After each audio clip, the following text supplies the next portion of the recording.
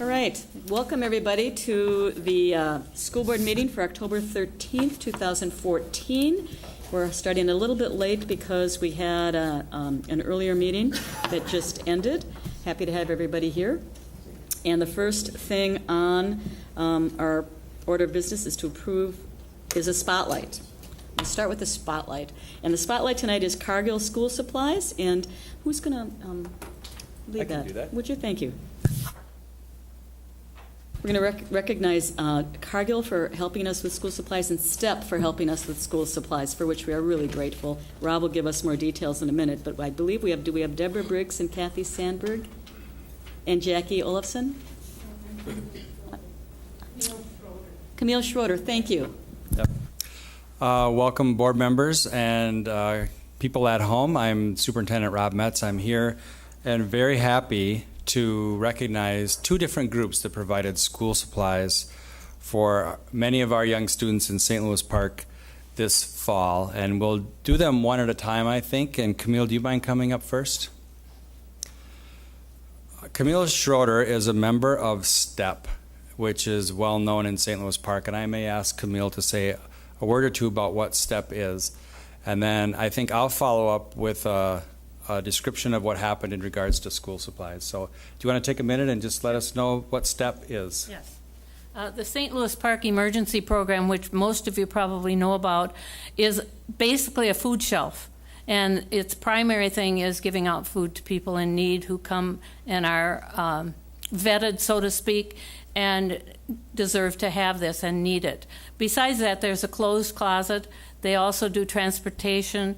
They do rental assistance. And then we have the seasonal programs of holiday gifts and, of course, the school supplies. That's the basis of it. You want? And for the past 2 years, I've had the great benefit of swinging by the school supply distribution that STEP runs out of St. George's Episcopal Church here in St. Louis Park.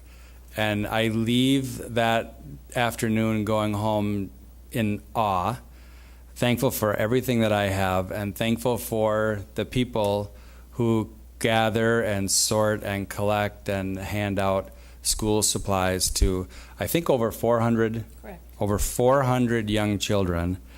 The organization is unbelievable. Camille is a former teacher, and you can tell because it's not just coming up and getting school supplies, but the supplies are bagged, and they're sorted by grade level, and they're sorted by school. Even outside of St. Louis Park, if students live in St. Louis Park but go to school at a different school other than our schools, they can still come and get their school supplies. So when they show up, they go to a room that has their school, their grade already bagged, and it's very, very highly organized. The students are extremely thankful, and it's just inspiring to even be there. So I want to thank you and all the people that work with you and help you to do this great work for us. Thank you very much. We enjoy it. Thank you so You're welcome. Thank you very much. Yes, I will. Thank you. And they're going to make you take a picture. Okay. Three of you? This is okay. What if we put you in the middle? Oh, dear.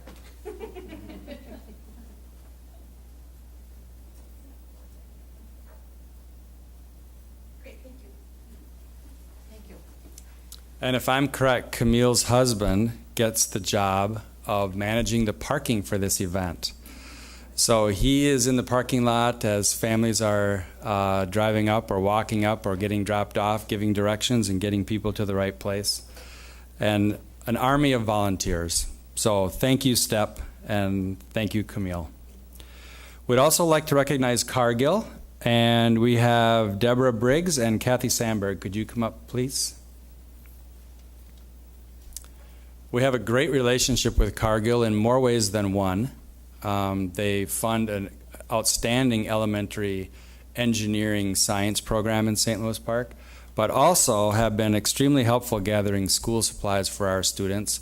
This is a little bit different system where one day they magically appear and we meet them at their van and start unloading. And we unload supplies here at the district office, and then it's divided up and sorted and distributed to the schools that way. So I've lost track of how many years this has been, but it's an annual event. And again, the students are so thankful and so happy to receive these supplies. It makes a big difference, and they are gone like that. They go fast. So we want to thank you, Deborah and Kathy, and thank Cargill for supporting us year after year. Would you like to say a word or two?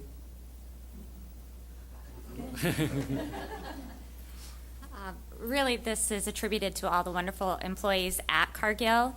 All we do is take the list that we're given from each of the schools, and we put it out there in an email or on a broadcast, and employees just embrace it and donate. This year we had 2 business units that each gave $500 to help purchase backpacks, so we had a really large supply of backpacks that we were able to donate. But this is really attributed to our employees and the generosity that each of them feel in their hearts as they look to help these young kids get on the right path and start out the school year on even keel with their peers. So this is really for everybody at Cargill. So thank you. Thank you. Thank you. So, Thank you.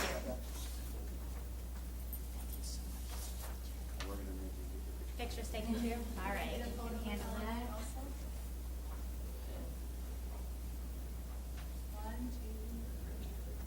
Very nice. Thank you. Thank you very much. Thank you. Thank you again.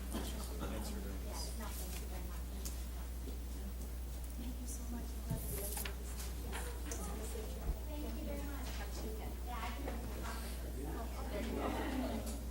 As Karen and we all know, that we have assets for students, and one of the assets is that students know that adults have caring adults other than their family and relatives, and your volunteering for this really is one of those assets for our students. So thank you.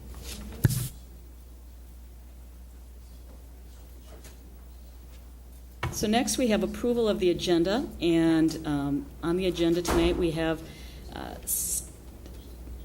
4 study session topics. One is the district construction update.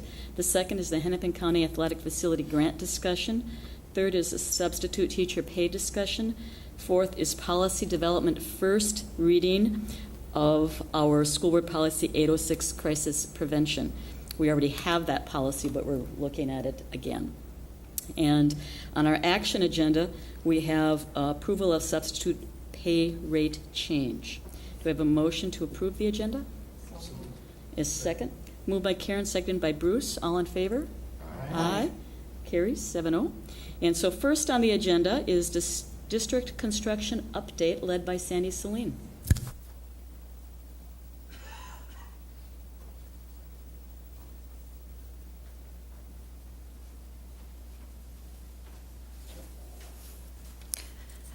What we're going to provide tonight is the Elementary Additions Project update, and I have Paul Aplikowski from Wold Architects, who's the construction manager for this project, so I'm really going to hand it off to him to give you some highlights and to be able to answer any questions that you may have. So with that, I'm going to introduce Paul Aplikowski. Thank you, Sandy. Well, as you can see in your packet, we have a very brief presentation. Not a lot has changed in the big picture since our last visit, so the overall schedule and all that stuff remains the same, so we weren't going to review all that. We did want to reiterate that Roshan, the contractor who is really responsible for the contractor and completion of things right now, as your contractor, has committed to the mid-December timeline. We checked with them on Thursday before we sent your packet in. Today they have sort of some more caveats for us, but they believe they can manage through them. We did want to certainly set some expectations or some understanding that construction is a very dynamic activity with a lot of people and a lot of things that happen. And so there's certainly always things that come up when we do that, and it's how we get through them that matters. I know that one issue that we've had is the completion of the Susan Lindgren office. That has been a problem. Roshan has done everything they can to make that happen, and a lot of those things that happened were not in their control. The casework manufacturer, for instance, has been overloaded with construction and was not able to deliver on time. So we've been working through that, and we're happy to say that people are now moved in there. That's behind us. And not anticipated that that will affect the overall completion of the project. That's an isolated part. Also, we want to just touch a little bit on going forward that there is regular communications with all of the people on site, the principal in particular, and other people on site as necessary. We have weekly meetings with them, construction meetings, and oftentimes speak daily with them about the activities that are going on. So we are trying to stay on top of all that. I think we also did want to highlight a little bit things that are going on, just to give you an example of the kind of things that Roshan faces every day. So there are things called unforeseen conditions on site. So one of those is the dirt underneath the building. And we do beforehand, we have you do some testing. They actually bore a hole in the ground and test the dirt that's down there to try to help us. And in the case of Susan Lindgren, for instance, we had to change the foundation design to deal with the soils that are there. But the reality is we do one hole that's about 6 inches across. And for instance, at Aquila, when they started digging, it wasn't what the soil boring suggested it would be. It was in that spot, but a few feet over it wasn't. And so we're anticipating a claim from Roshan for construction to basically haul all that dirt out and bring new dirt in, which of course takes a little bit of time to do. That is certainly something that they believe they can fit in the schedule, but these kind of sort of surprises happen every day. And so we're always trying to manage around them and hit the final completion date. So I think with that, I'll answer any questions you have.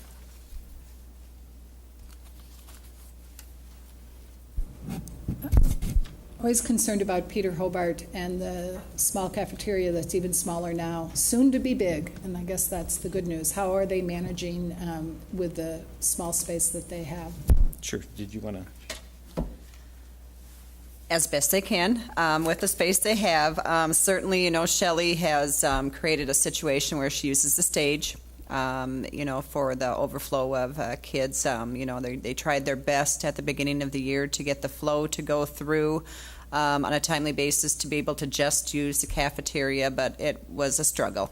So what they're doing is using spaces that they can, such as the stage, to be able to catch that overflow. I think as best you can, as you said, I'm sure, is how they're managing. That wasn't very artful, but I know that they are doing the best they can in what must be tight circumstances, and all looking forward to having an even better or a much better situation in January or mid-December, January. Okay.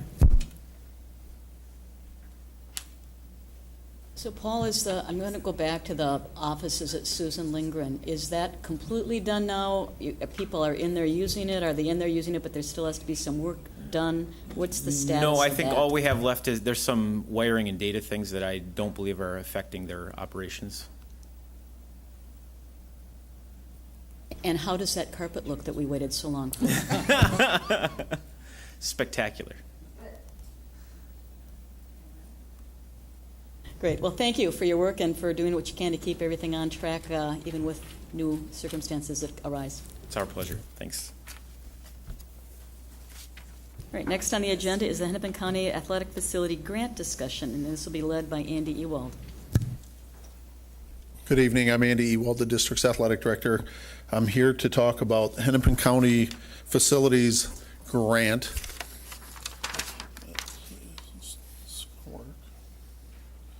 We'll see how well that works. So a few years ago, when we started talking about the stadium and looking at the process of putting synthetic field down, one of the things we talked about was how it would increase the use of that space, that with us being landlocked, that we weren't utilizing the space we had to the best of its ability. Back then, when it was a grass field, we used the stadium less than 20 times a year between varsity contests and graduation. There were no practices on it. There was no community use on it. There were no Phi-Ed classes on it. In the last year, we're close to 800 uses with that facility now. So at the time, I think we said if we build it, they'll use it, and that's definitely what's happened and will most likely continue to happen. At that time, though, we talked about that kind of maybe being phase one, and that at some point, we'd like to look at a phase two, because there's parts of our stadium that are absolutely wonderful. We've got good bleachers. We've got very good lighting. The fencing is newer. We've got a great field now. But there are some things that are just, some shortcomings over there. And Hennepin County has a matching grant for facilities. I believe the dollars are generated through tax from the Twin Stadium. It matches up to $325,000. And we'd like to move forward with applying for the grant for, just really general looking at right now, from press box to potentially bathrooms to concession area to a more welcoming entrance to potentially a better sound system. There's a handful of kind of little things that would need to be piecemealed together to really make it. And again, it's not trying to keep up with other schools in the West Metro that have $40,000 and $50,000 video scoreboards. We're not looking at something like that. But it's more taking what we have and trying to make it the best it can be within reason. So I don't know if there's questions from the board about the project. The grant is due the 20th of October.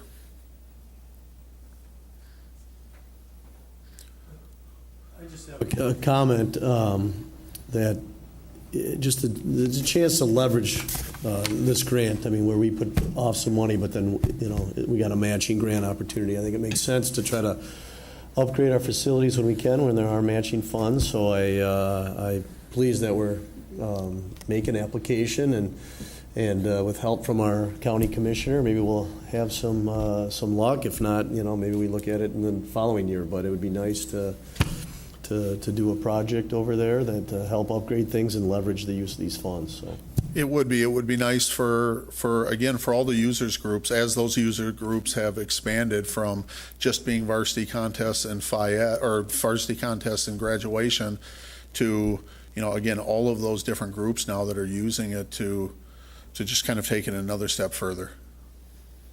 Yeah, Andy, and as I look at the grant proposal, we're not limited to just doing these things, but if we do get the matching grant, we would do this, and we can consider other things as well. Correct, we could. And on the grant proposal, what I see here is constructing 2 team rooms. We'd like to try to look at some space to be able to put our teams, because right now, whether it's halftime before games, whether it's soccer, lacrosse, football, teams are having to go to Central, and it's quite a hike, and they're having to go down steps, which isn't the safest thing in the world, to get to the 2 locker rooms, both the home and the visiting team. And it's not the best thing for the floor over at Central right now to have anywhere from 20 to 100 kids going down and on the floor with cleats on, because to ask them to take their shoes off would be unrealistic. They would, by the time they walked there, took their shoes off, it'd be time to put their shoes back on. And then I'm just looking at the other list. There's here we've got the press box, expanding the concession building, a new entrance archway. Yep. And then we've had some discussion about bathrooms and what we may be able to do with that within this plan, or get some planning for that. Yep. If we get the funding, when we do if we get the funding, plans, there would be a more specific process laid out in terms of identifying what we would do. The other thing that I'd like to suggest looking at and maybe adding to this is, because we haven't maximized the grant in this yet, is handrails on the home visitors side, on the home side. Not the visitor side has handrails going up the stairs. Up the aisles. Up the aisles, and the home side does not. And then maybe the sound system, you could look at that. Yep.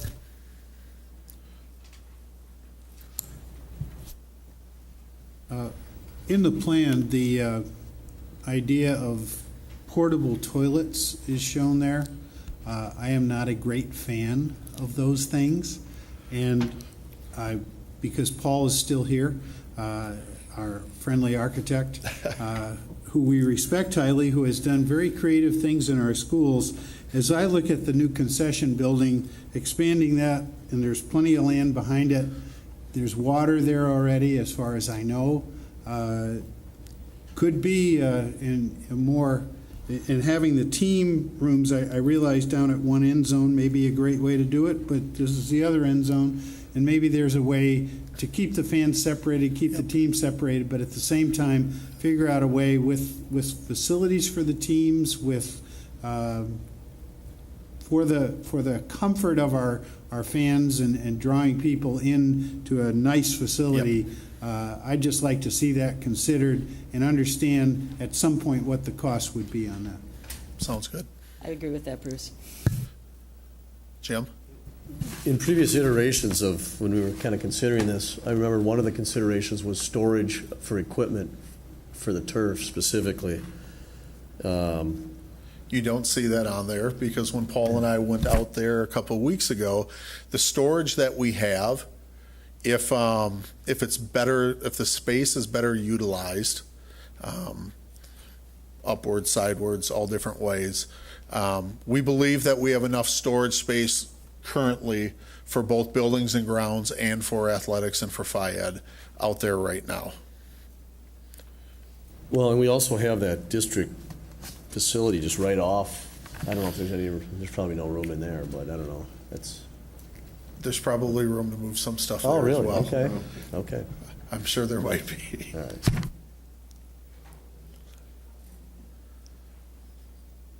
So this is going to come back on, we're going to get the application timely done, and then we're going to correct. Yes. Yes. You're welcome. And Nancy, I could add to that. Yep. The application is due October 20th, as Andy said. We will get that submitted, and then we'll be back here on the 27th to get the board's approval. The people I've talked with at Hennepin County have assured me that that is fine with their timeline. So we'll be sure that that's on our agenda for the 27th, Cindy. Thank you very much for all You're your work welcome. on this. Appreciate it. Thank you.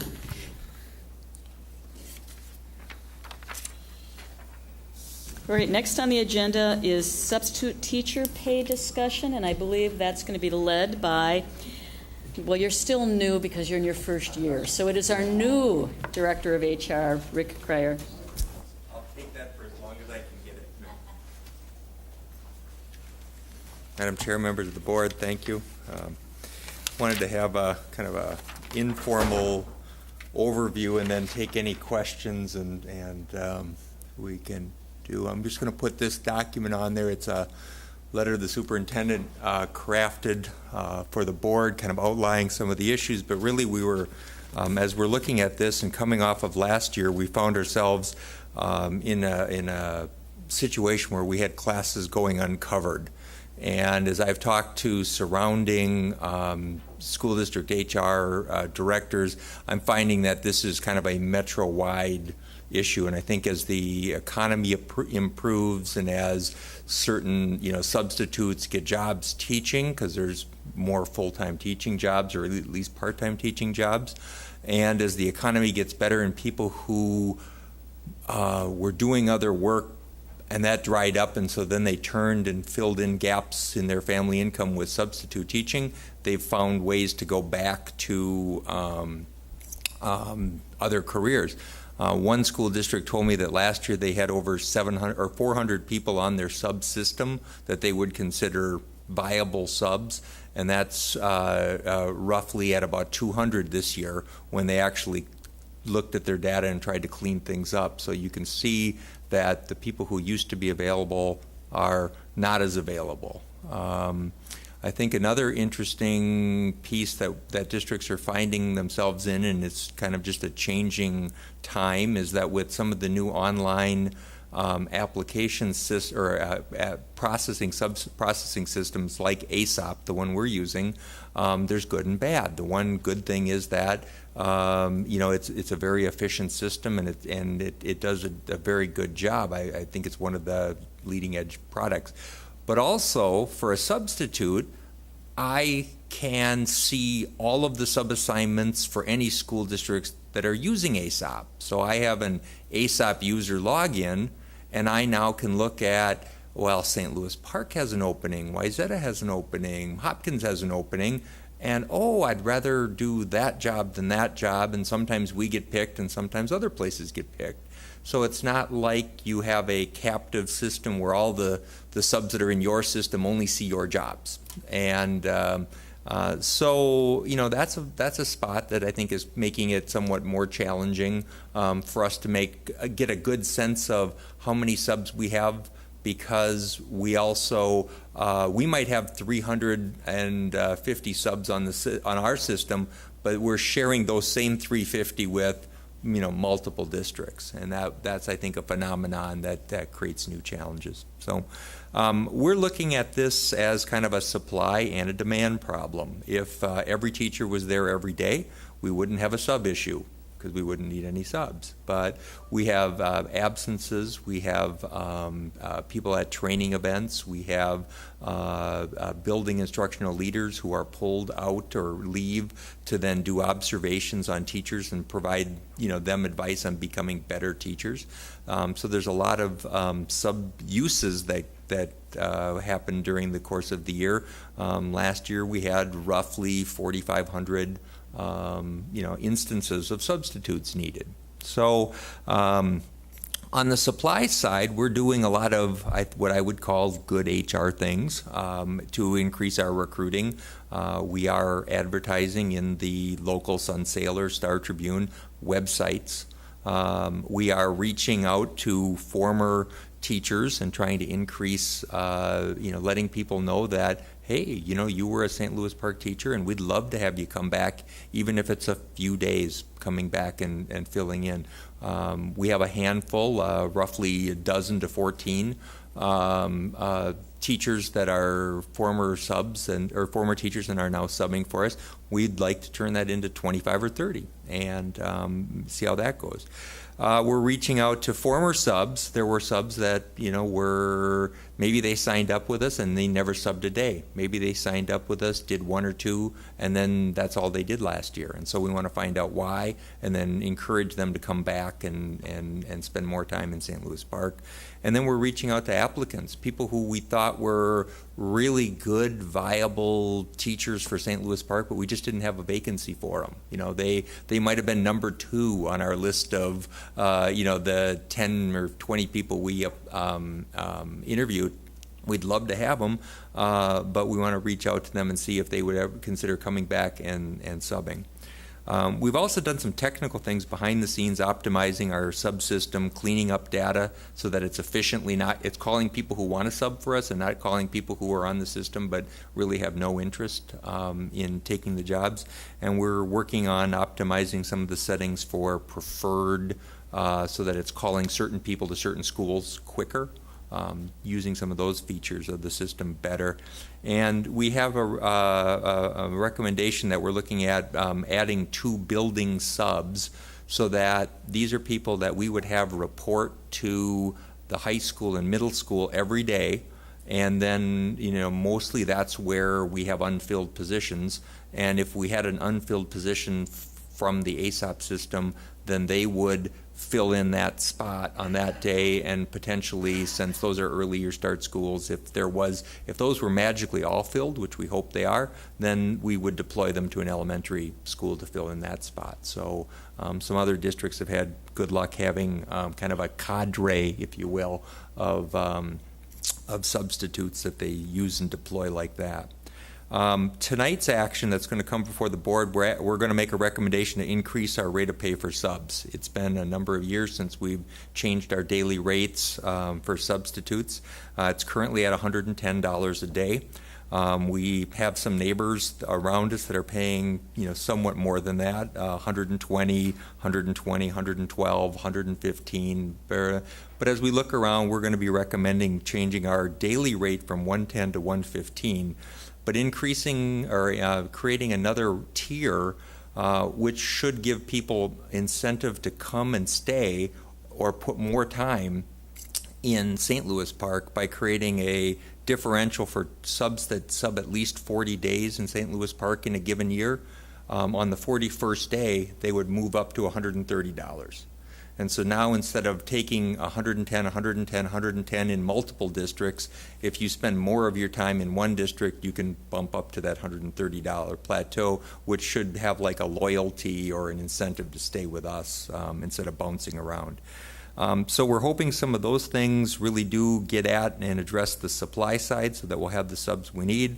And on the demand side, we're looking at how we set meetings, how we pull teachers out that then cause the need for subs. A couple simple things was creating a district-wide calendar, putting on the meetings on the calendar, and setting limits for how many events schools can have on a given day that would then require subs. So we're kind of, let's just say, setting a limit at 15 subs for district-wide events, and it would take special permission of the superintendent or cabinet to exceed that 15 on any given day. So we don't have just inadvertently a bunch of sites all setting a meeting for the same Wednesday or Friday. We're also limiting the ability to have these meetings on Mondays and Fridays, which are just typically hard sub days because because they want to sub when they want to, and a lot of them don't want to sub on Friday. So we're trying to stay out of our own way whenever possible. And I think the third thing we're doing is we're working with our building instructional leaders to make sure that they're spreading out their observations when they're observing teachers. If they all wait till the last week of the semester and they set up all their observations for the same week, then we're going to have sub-draws on those weeks, whereas if we spread it out, it'll be a more even pull on the subsystem.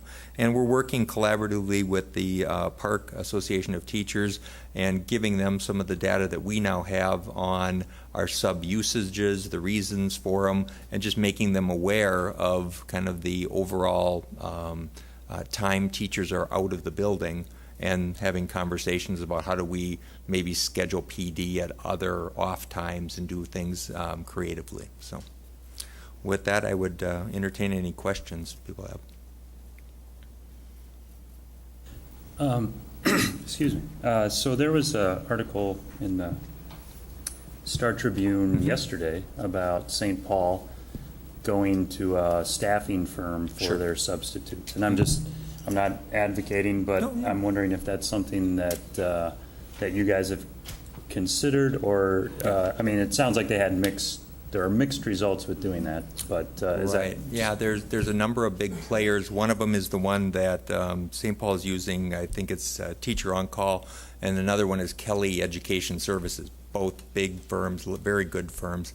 They will have service guarantees that on average they'll fill 96% or better. Okay, so on any given day, they won't be 100% either. And if you go to that article, I believe that both Kelly and Teachers on Call, there's about a 25% commission or upcharge for that. So if the sub rate was 115, the district gets charged 143, and the sub gets paid 115. The company, Teacher on Call, keeps the other, the remainder of that.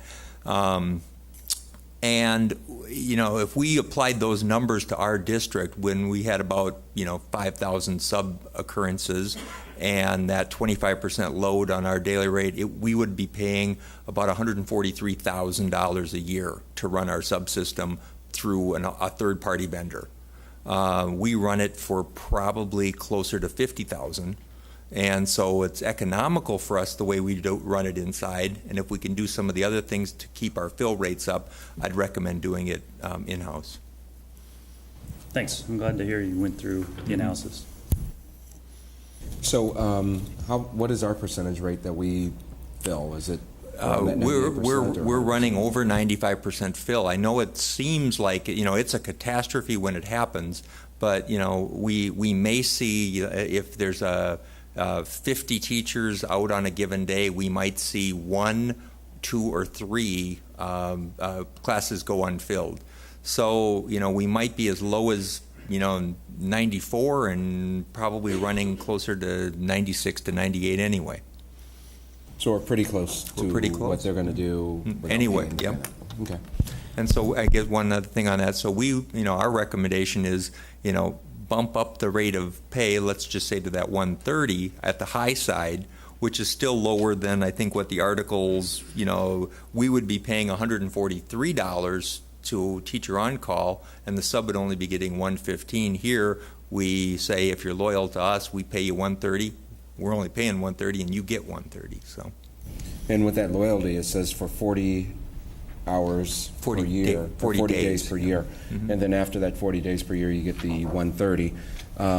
Does that carry on for the next year as they come back as subs? yeah, my recommendation, the way we would set it up, would be that once you hit that plateau, you would then come, you would start your next year at the 130. All right, but if you didn't put the 40 days in that year, and you came back the next year, you would drop down to the casual rate.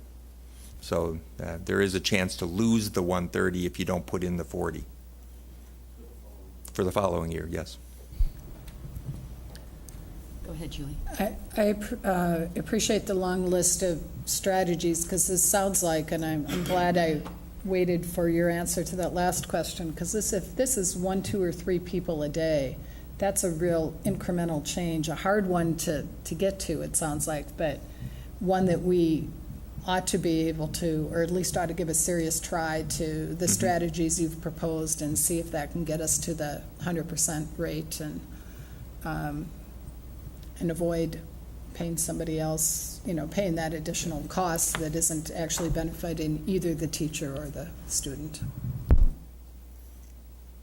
So Rick, as I understand it, the proposal, just to review it, is to go on the full day from 110 to 115, $115 a day, on the half day to go from $68 to $70 a day, and then if somebody has substituted for 40-plus days, they go to the $130 a day, and for our St. Louis Park retired teachers who come to us with experience that we know and trust and have valued, they start at the $130 a day rate. Correct. Okay. You have it exactly right. And then I think, I agree with Julie, I think the analysis and the way we're attacking this is really good. I would just encourage you, if you find that we need more than 2 district-wide substitutes after you've looked at this for a year, I'm sure you'll be open to increasing that number if that proves to be effective for us. I was working out with a retired teacher who also was a substitute for us on Saturday, and we were talking about this, and I just want to say she's had great experiences. She has had everybody come in to thank her, so I'm glad we're showing our appreciation when we get our people back. She had actually when she was called, they filled out the paperwork for her. So we are really going that extra step to get the people that we can back, and I think that's wonderful. She had not yet done whatever, there's something online, because even though she's recently retired, this is a new feature.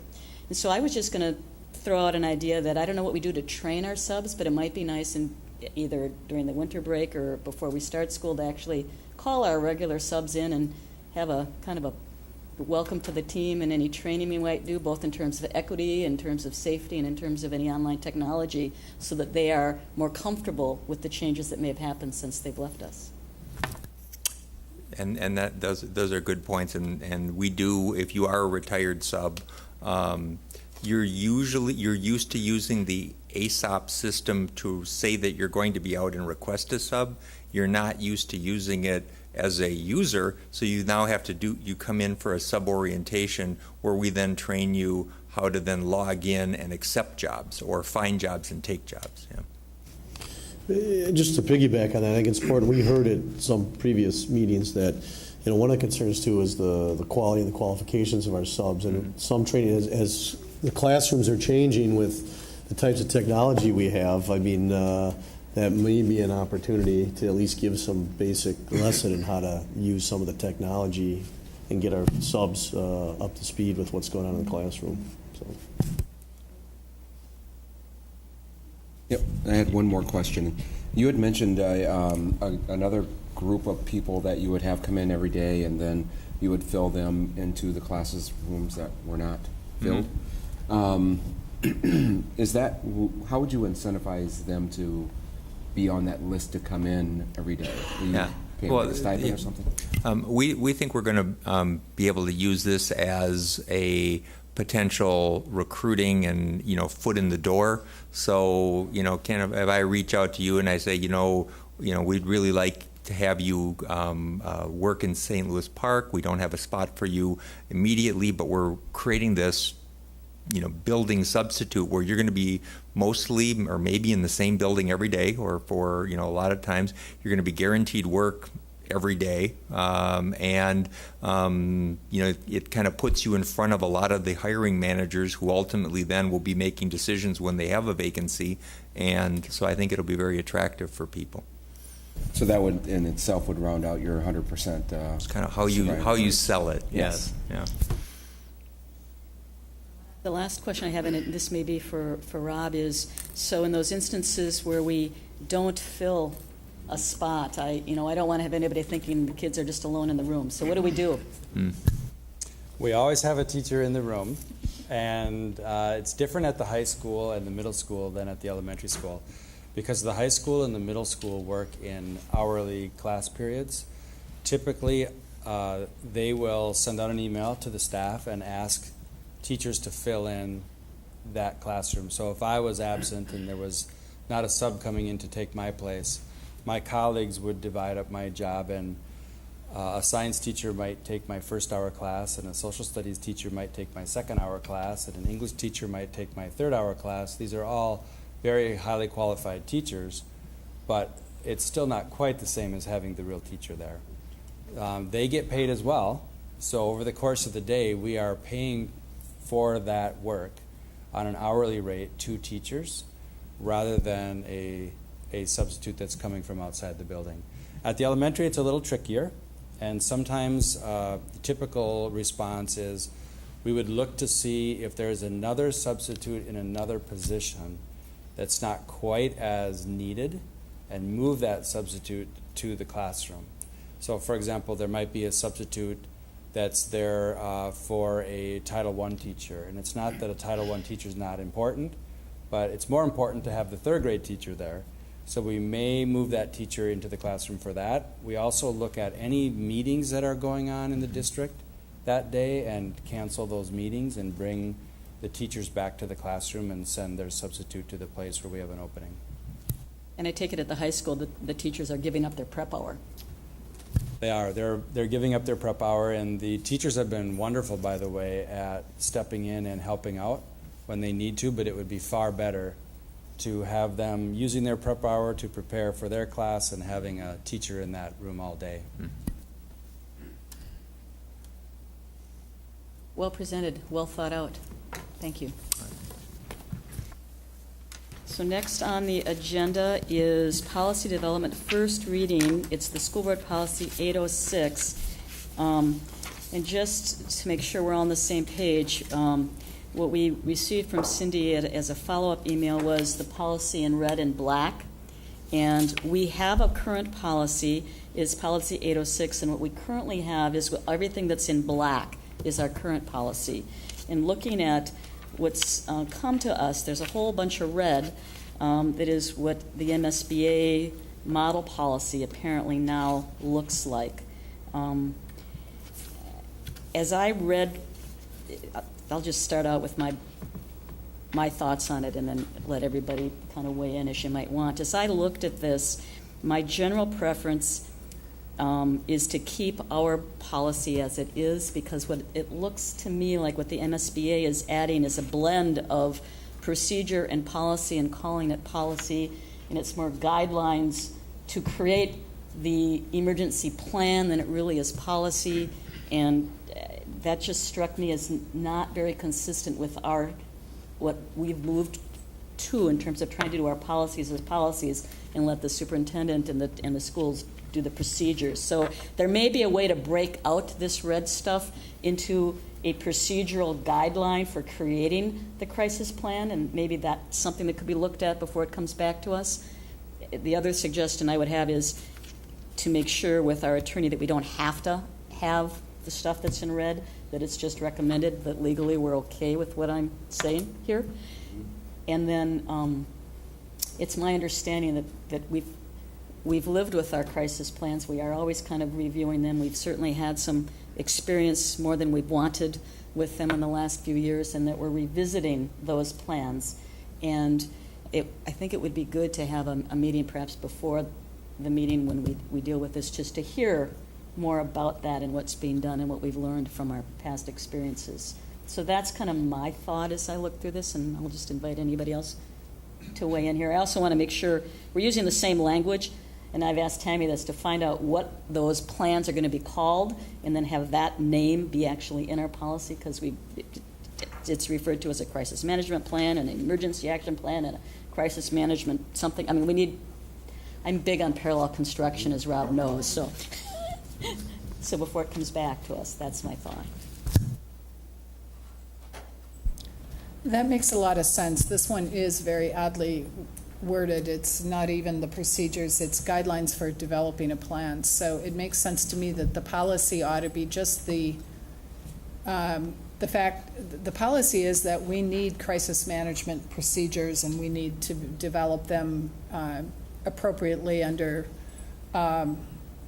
in the best possible models. And then the actual plan is the operational procedures, and we use documents like the language in red here as guidance for how we do that. So I would also support keeping our policy roughly with what it is, the short and sweet, saying that we do have a crisis management policy, and that we are prepared to implement it should we ever need to.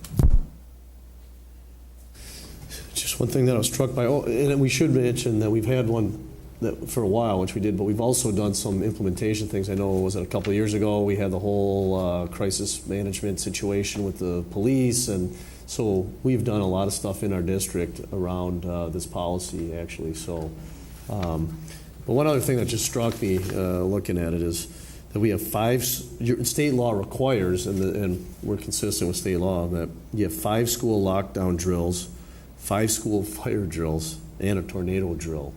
So among all the other things, that just struck me, it's a lot of time out of the classroom interruptions. Those are a lot of drills, but, necessary, but just so people know out there that we're doing this stuff, and there's a lot of requirements, so, anyhow. And also, board members, Jim was referring to 2 large-scale practices that were held in the district. We had a large-scale intruder drill at the high school several years ago that involved agencies from all around Hennepin County, and that was very helpful. And then we also had a large-scale drill at the middle school. Also occurred on a weekend and involved multiple agencies, and both of those drills turned out to be very helpful when we had some crises of our own, and we definitely used what we learned that day to help us in our work. Those drills were, most of us participated in them. It was still one of the most amazing. We knew it was a drill, and yet being at the police headquarters when they said there's an intruder in the school, the reaction, just my heart sank, even though I knew it was a drill. I mean, it was just, but to see the preparedness of the people, and then having been in the school when one emergency situation occurred, and watching the emergency team go into action and getting out of the way while they did it was really amazing. I am very proud of the policies and the procedures we have in place, because people know how to act, they knew how to react, and they didn't panic. They did what they needed to do, and it was really wonderful to behold. So I'm grateful for that we have well-trained, good people performing in this district.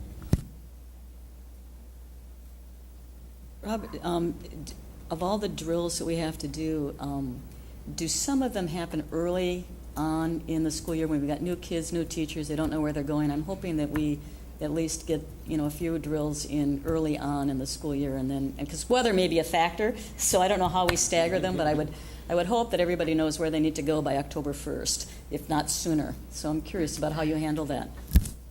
They do, and Fire Prevention Week has always helped us because it comes in early October and it gives us a deadline to practice before the fire department comes and does a extra special drill. So it gets us going. And typically what happens in a school is the 5 lockdown drills that we are required to do, they tend to get more complicated as the year goes on. So the first one is a pretty simple one where we know all the students are already in a class. And then the second one might be a little more complicated, and the third one a little more complicated. And so we're trying to give them different experiences. And then we have accidental fire drills. We had occasionally the fire alarm will go off for something that is not a fire, but something we didn't plan. And that gives the students a chance to practice a little more of a surprise, too.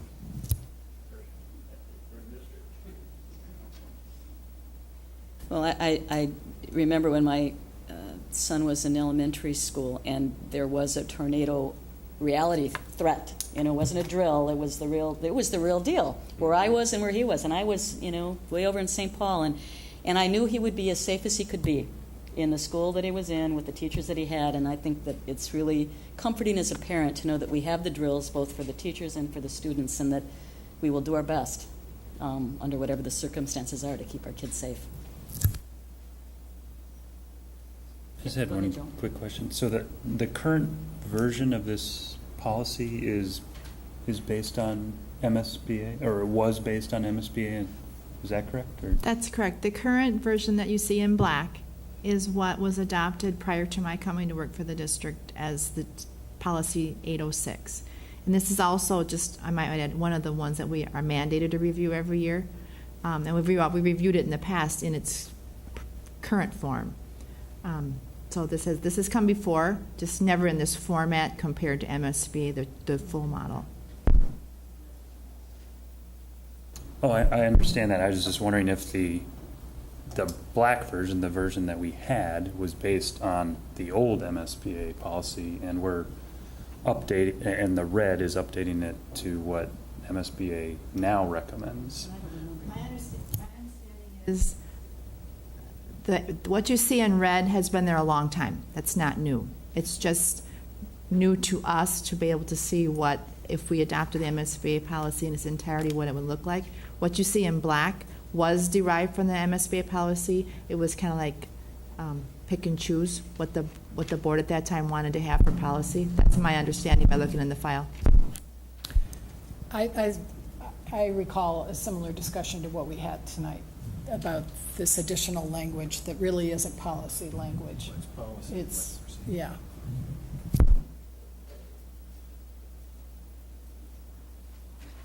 Okay, moving on to the action agenda. It is recommended that the board approve the proposed change in the rate of pay for St. Louis Park substitute classifications as presented. Do I have a motion? Second. Moved by Bruce and seconded by Julie. Is there any further discussion? All in favor? Aye. Opposed? Abstain? Carries 7-0. We are up to communications and transmittals. Karen. Thank you, Nancy. I am excited to talk about Children First Asset number 6, parent involvement, because that is something that has been so prevalent in our district for years and years, but especially the last few weeks. Susan Lindgren Family Fun Night's coming up on Wednesday. We had a bunch of parents chaperoning the 5th graders going to environmental camp.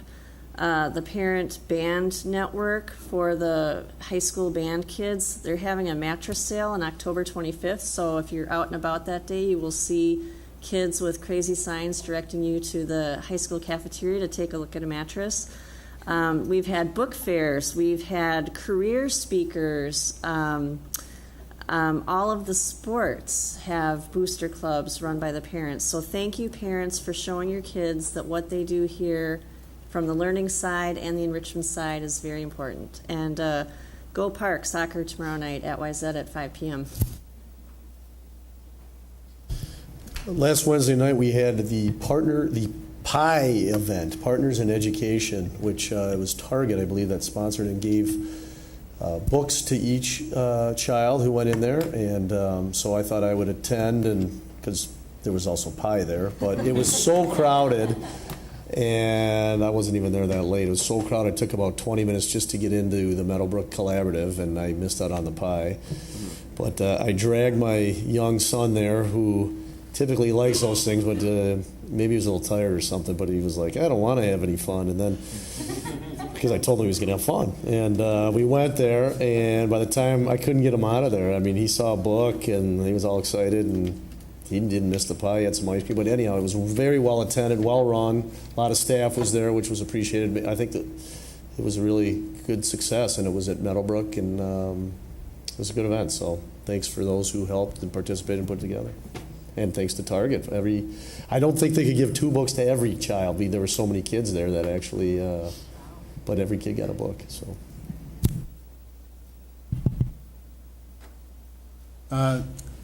Just going into rehearsal is Xanadu. That will be the musical this year, and Karen and I will have more to say about that as the weeks go on.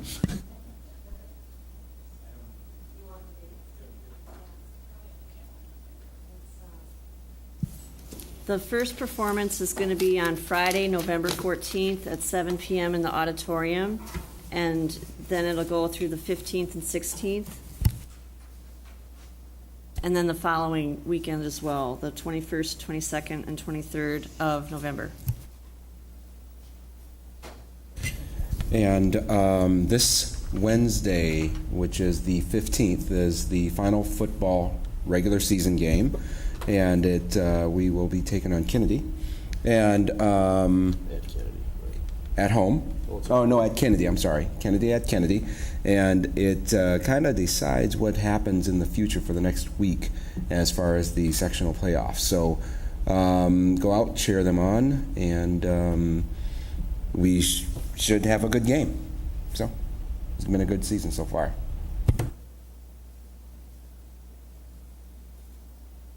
All right, is there a motion to adjourn? So moved. Is there a second? Second. Moved by Ken, seconded by Jim. All in favor? Aye. We're adjourned. Thank you, everybody.